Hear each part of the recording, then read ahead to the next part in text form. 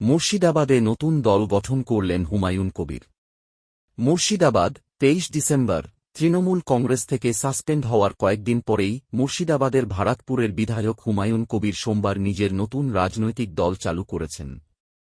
বেলডাঙায় এক জনসভায় তিনি তার নতুন দল জনতা উন্নয়ন পার্টি বা জেইউপির ঘোষণা করেছেন এবং দাবি করেছেন যে ২০২৬ সালের বিধানসভা নির্বাচনে তৃণমূল কংগ্রেসকে হারাতে তিনি প্রস্তুত। হুমায়ুন কবির জানিয়েছেন যে তিনি নিজে দুটি আসন থেকে প্রতিদ্বন্দ্বিতা করবেন, রেজিনগর এবং বেলডাঙা থেকে। তার দল ২০২৬ এর নির্বাচনে ১৩৫টি আসনে প্রার্থী দেওয়ার পরিকল্পনা করছে। সভায় তিনি ইতিমধ্যে ৮ জন প্রার্থীর নাম ঘোষণা করেছেন। মজার বিষয় হল, এই তালিকায় ৪ জন প্রার্থীর নামই হুমায়ুন কবির। মুখ্যমন্ত্রী মমতা ব্যানার্জির সমালোচনা করে কবির বলেছেন, মমতা ব্যানার্জি আর আগের মতো নেই। তিনি এখন সাধারণ মানুষের নাগালের বাইরে চলে গেছেন। ২০২৬ সালে তিনি আর মুখ্যমন্ত্রী হিসেবে শপথ নেবেন না। কবির দাবি করেছেন যে তার দল পরবর্তী সরকার গঠনে গুরুত্বপূর্ণ ভূমিকা পালন করবে। তার বিশ্বাস, কোনো দলই একক সংখ্যাগরিষ্ঠতা পাবে না এবং তার দলের সমর্থন ছাড়া কেউ সরকার গঠন করতে পারবে না।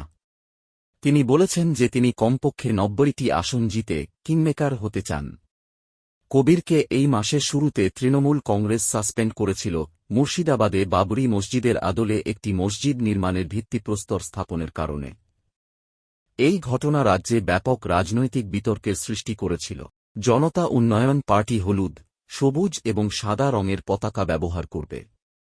কবির জানিয়েছেন যে তার দল সাধারণ মানুষের কথা বলবে এবং তাদের উন্নয়নের জন্য কাজ করবে। তিনি বামফ্রন্ট, কংগ্রেস এবং ইন্ডিয়ান সেকুলার ফোর্সকে তার সঙ্গে হাত মেলাতে আহ্বান জানিয়েছেন। বিজেপি অবশ্য অভিযোগ করেছে যে কবির এখনও তৃণমূলের হয়ে কাজ করছেন এবং ক্ষমতাসীন দলকে ক্ষমতায় ফিরিয়ে আনতে সাহায্য করছেন। তবে কবির এই অভিযোগ নাকচ করে দিয়েছেন।